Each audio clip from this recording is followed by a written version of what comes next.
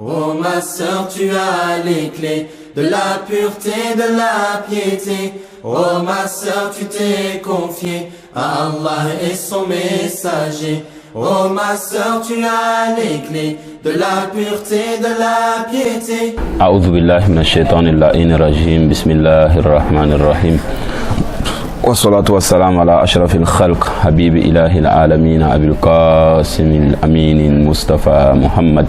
Allahumma salli ala Muhammadin wa ala ali Muhammad wa ala alihi tayyibin at-tahirin al-ma'sumin al-mayamin al-muntajabin al-akhyar wa la'natullahi ad-da'im ala a'da'il islam ila qiyam yawmiddin yawma la yanfa'u malun wa la banuna illa man ata Allah biqalbin salim wa la udwana illa ala adh-dhalimin. Wabad, assalamu alaikum wa rahmatullahi ta'ala wa barakatuh. Chers frères et sœurs en islam, vous n'êtes pas sans savoir de la polémique qui se passe ces derniers moments sur les réseaux sociaux concernant le mariage temporaire en islam. Quelle est sa véracité? Est-ce que le mariage temporaire est-il dans le Saint-Coran, dans les hadiths authentique du prophète Mohammed sallallahu alayhi wa sallam? Inch'Allah, c'est ce que nous allons étudier. Nous allons voir ensemble si le Saint-Coran a parlé de cela, ou est-ce que le Saint-Coran a abrogé, ou est-ce que les hadiths authentiques du prophète sallallahu alayhi wa sallam ont fait une révélation parler de cela, ou ça a été abrogé. Le mariage contractuel, le mariage al-muta'a, comme on vient de le dire tout à l'heure, c'est un mariage de contrat. C'est-à-dire que vous voyez une femme et vous tombez d'accord sur un mariage temporaire, c'est-à-dire un mariage sur un temps bien déterminé qu'on appelle un mariage pendant un délai bien déterminé. Mademoiselle, moi je veux te marier pour un mois, ou bien je veux te marier pour une semaine, ou bien je veux te marier même pour un jour, ou bien même si tu veux on fait un mariage de 1 heure du temps, même 30 minutes. Tu donnes ton argent, et puis on fait le mariage de 30 minutes, vous comprenez, et puis chacun s'en va chez la maison.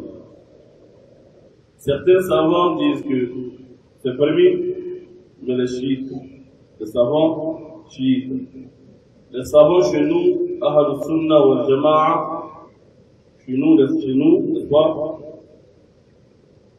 de l'imam Malik, Abu Hanifa, Ahmad bin Hanbal, tous les savants chez nous, Shafi'i, disent tous que c'est haram, baktan, car le prophète sallallahu alayhi wa sallam l'avait permis et il l'a interdit par la suite. La piété, oh ma sœur, tu t'es confiée à Allah et son messager. Aucun respect pour tes valeurs. A'udhu billah, dans la sourate Les femmes, verset 24, Allah nous dit dans le Coran, Bismillahir Rahmanir Rahim, wal muhsanatu minan nisa'i illa ma malakat aymanukum kitaballahi alaykum wa uhilla lakum ma wara'a dhalikum an tabtagu bi amwalikum muhsinina ghayra musafihin famastamta'tum bihi minhunna fa'atuhunna ujurahunna farida. Bien, nous allons revenir maintenant à la traduction en français.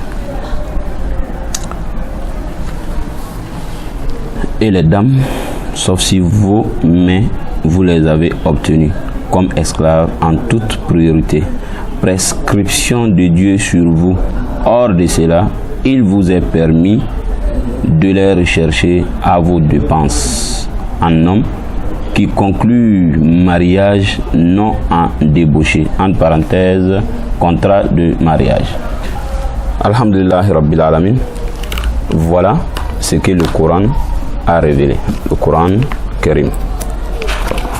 C'est le Coran, Al-Quran Al-Karim. Inch'Allah. Ça, c'est ce que le Coran a dit. Et dans les hadiths, les sunnas du prophète Mohammed sallallahu alayhi wa sallam, la sunna du prophète. Nous allons voir un peu, Inch'Allah. Nous avons quelques références d'hadith ici. Inch'Allah, on va voir ensemble si le prophète a permis le mariage temporaire ou pas. Au cas où, nous allons voir aussi si ça a été abrogé. Voilà, nous avons quelques livres ici. Sahih al-Bukhari, ça c'est Musnad Ahmad. Toutefois, sachant, ces livres-là, Musnad Ahmad, Sahih Muslim, Sunan Abi Daoud, etc., les 6 livres authentiques sunnites, nous, on a donné le nom comme Sahih al-Kutub al-Asah Ba'd al-Qur'an. C'est des livres qui sont authentifiés, qui sont vérifiés, qui ont été étudiés et après écrits dans nos livres. Donc, quand on verra certains hadiths dans ces livres, obligatoirement, nous devons pratiquer ces hadiths. En deuxième point, vous n'êtes pas sans savoir que 2 hadiths contradictoires ne peuvent pas être ensemble vrais. Je veux dire quoi? On ne peut pas avoir 2 hadiths dans un seul livre qui est Sahih, tel que Sahih Muslim, Sahih Bukhari, et qui se contredit. Nous avons une étude des tests, nous avons des analyses des tests en ces genres de hadiths. Qu'est-ce qu'il faut faire? Inch'Allah, nous allons arriver sur cela. D'abord, Musnad Ahmad. Nous allons voir qu'est-ce que Musnad Ahmad nous dit. Nous avons ici Al-Musnad, Tala'i al-Musnad l'imam Ahmad bin Hanbal, Khasa'is al-Musnad l'Abi Moussa al-Madani. Voilà, donc nous allons étudier ce livre authentique qu'on appelle Musnad. Est-ce que ce livre a parlé du mariage temporaire al-Muta ou pas? Hadith 369. Haddathana Bahad qala wa haddathana Affan qala haddathana Hammam haddathana Qatada an Abi Nadra qala qultu li Jabir bin Abdullah inna ibn Zubair yanha anil muta. Le fils de Zubair, il interdit al-muta. Wa inna ibn Abbas ya'mur biha.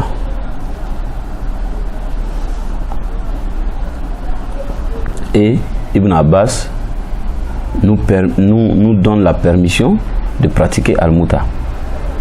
Mais Ibn Zubair, lui, il interdit.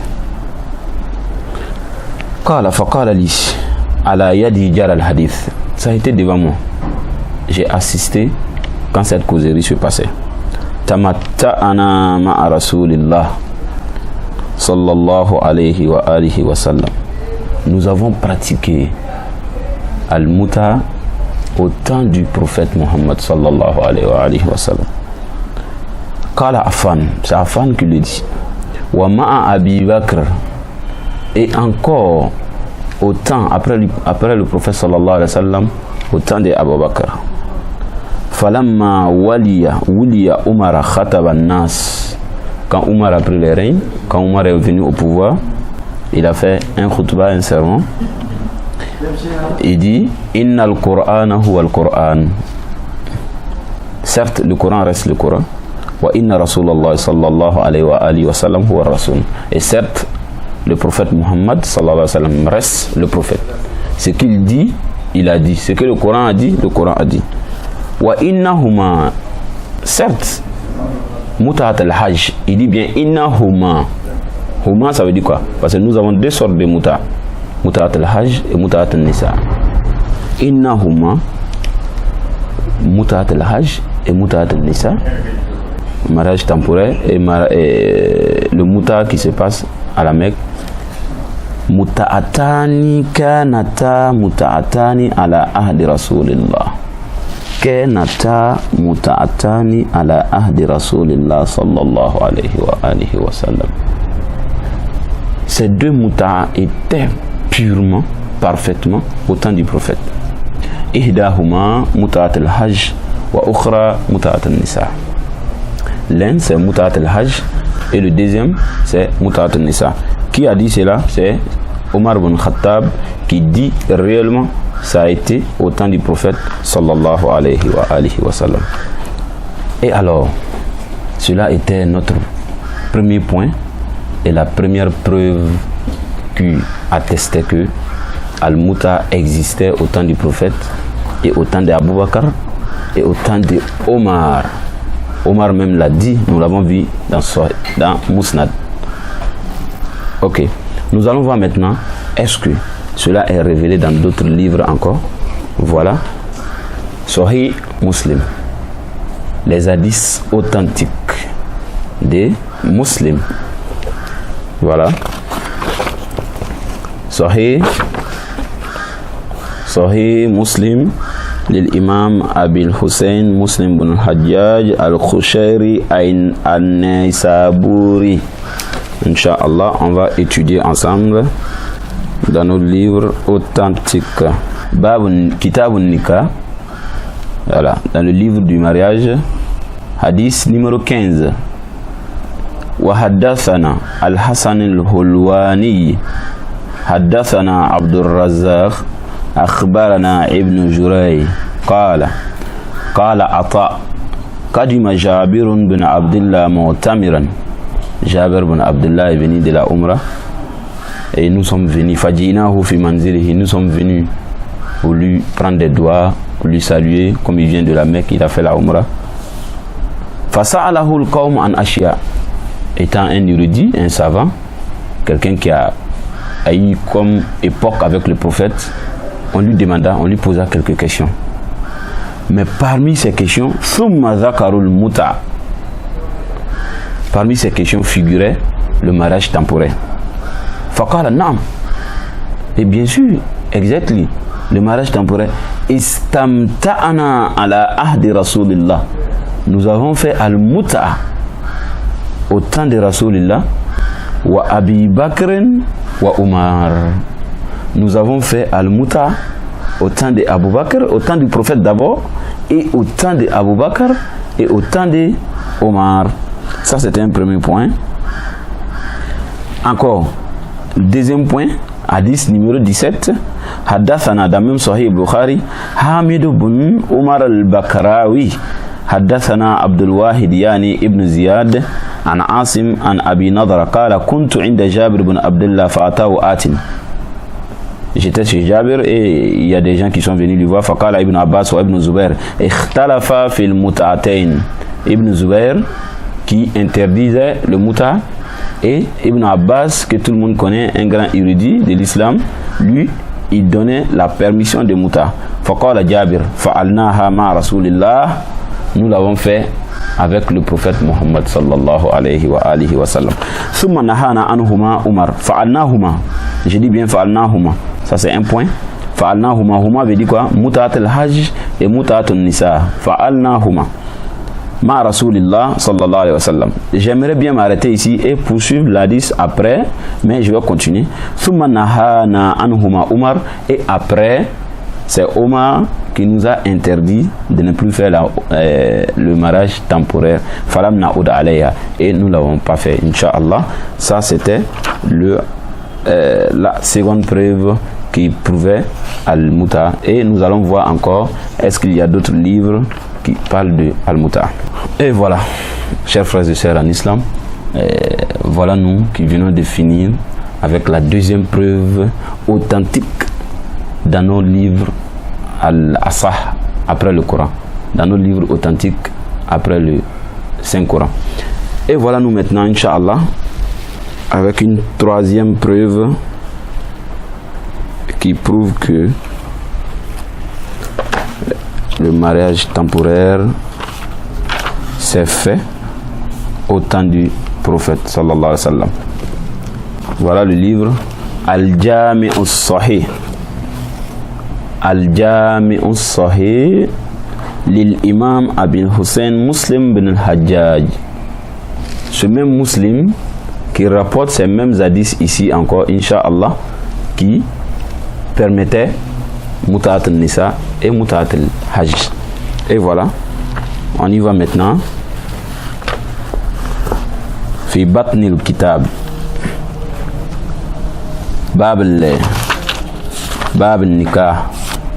حدثنا عبد الرزاق أخبرنا ابن جريج قال عطاء قدم جابر بن عبد الله معتمرا فجئناه في منزله فسأله القوم عن أشياء ثم ذكروا المتعة فقال نعم استمتعنا على عهد رسول الله صلى الله عليه وآله وسلم وأبي بكر وعمر. Nous avons pratiqué Al-Muta'a au temps du prophète et au temps d'Abu Bakr et au temps d'Omar. Nous comprenons déjà que Al-Muta'a a existé au temps d'Abu Bakr et au temps d'Omar, d'abord au temps du prophète sallallahu alayhi wa sallam et au temps d'Abu Bakr et au temps d'Omar. Bien. Le deuxième hadith. حدثني محمد ابن رافع حدثنا عبد الرزاق أخبرنا ابن جريج أخبرني أبو الزبير قال سمعت جابر بن عبد الله يقول. C'est Jabr ibn Abdallah, tout le monde le connaît, le fervent compagnon du prophète sallallahu alayhi wa sallam. À ce Jabr que le prophète a dit, Jabr, Dieu va te tendre, Dieu va te donner longue vie. Alors si Dieu te donne longue vie, tu verras un de mes petits-fils qui s'appelait Mohammed el-Bakr. En lui voyant, transmets-lui ma salutation. Balighu salam minni. Jabir ibn Abdallah, il a vécu tout son temps avec le prophète, même au temps d'Abu Bakr. Ce Jabir qui rapporte, le fervent compagnon du prophète, Yaqulu kunna nastamti bil qabdati min at-tamr. Nous avons pratiqué, nous avons fait al-muta avec seulement un poignet de tamar. En voyant une femme, et je voulais faire al-muta qui n'est pas interdit, qui n'est pas haram. Et qu'est-ce que j'ai à lui donner comme sa dot? J'avais que poignée de tamar. Je prends, je lui donne.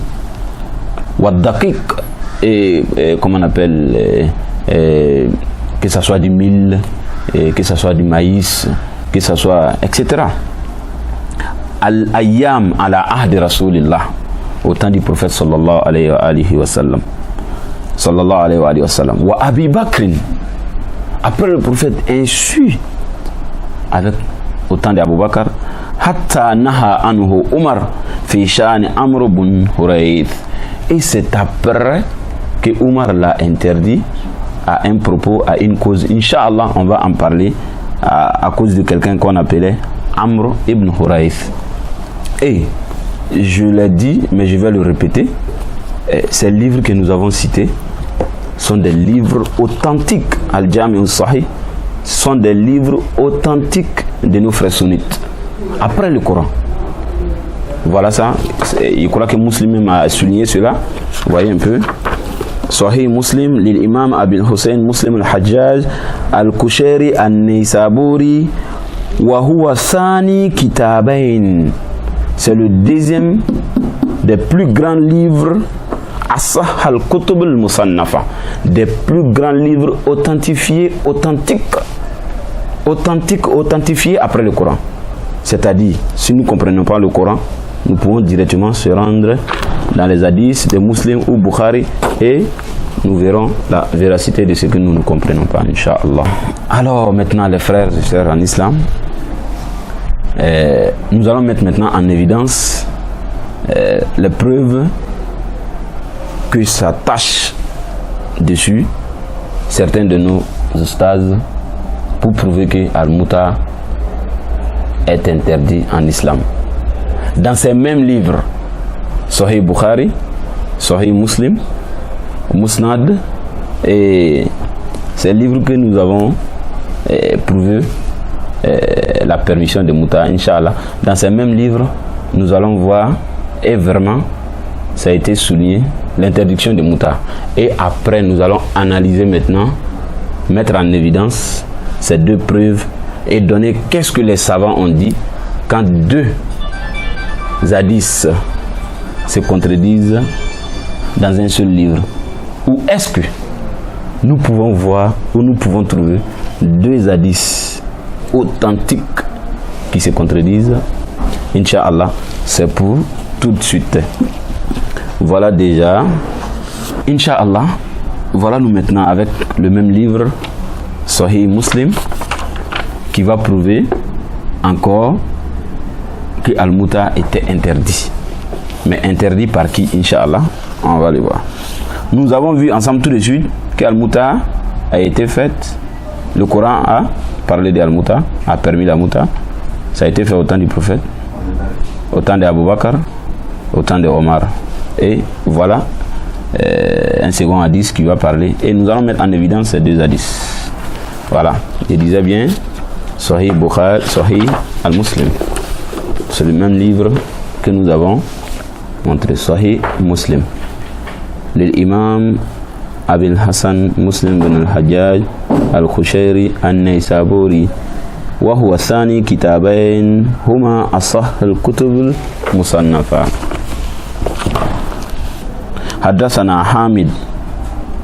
حدثنا حامد بن عمر البكراوي حدثنا عبد الواحد يعني ابن زياد عن عاصم عن أبي نضرة قال كنت عند جابر بن عبد الله فأتاه آتي فقال ابن عباس وابن زبير اختلفا في المتعتين فقال جابر فعلناهما مع رسول الله صلى الله عليه وآله وسلم. Ça veut dire nous l'avons pratiqué au temps du prophète. ثم نهانا عنهما عمر. Et après c'est Omar qui nous a interdit de ne plus le faire. Ça c'est Sahih Muslim. Voilà l'hadith numéro 22 dans Sahih Muslim. حدثنا إسحاق بن إبراهيم أخبرنا يحيى بن آدم حدثنا إبراهيم بن سعيد عن عبد الملك بن ربيع بن صبر الجهني عن أبيه عن جده قال أمرنا رسول الله صلى الله عليه وآله وسلم بالمتع عام الفتح حين دخلنا مكة. Le prophète nous a permis de faire al-muta quand nous sommes rentrés à la Mecque, à l'ouverture de la Mecque. ثم لم نخرج منها حتى نهانا عنها. Et nous ne sommes même pas sortis de la Mecque pour se retourner à Médine. Et en même temps, le prophète nous a interdit al-muta encore. On revient encore, un autre hadith. Haddathana Yahya. Suivez s'il vous plaît. Voilà un hadith qui interdisait cela de la part du prophète encore, dans le même livre. Et c'est le même prophète qui avait permis cela. Haddathana Yahya ibn Yahya قال قرأت على مالك ابن شهاب عن عبد الله والحسن ابن محمد بن علي عن أبيهما عن علي بن أبي طالب أن رسول الله نهى عن متعة النساء يوم خيبر وعن أكل لحوم الحمر الإنسية. Cela est rapporté que c'est Imam Ali même, notre grand imam, qui a interdit le mariage temporaire. Inch'Allah,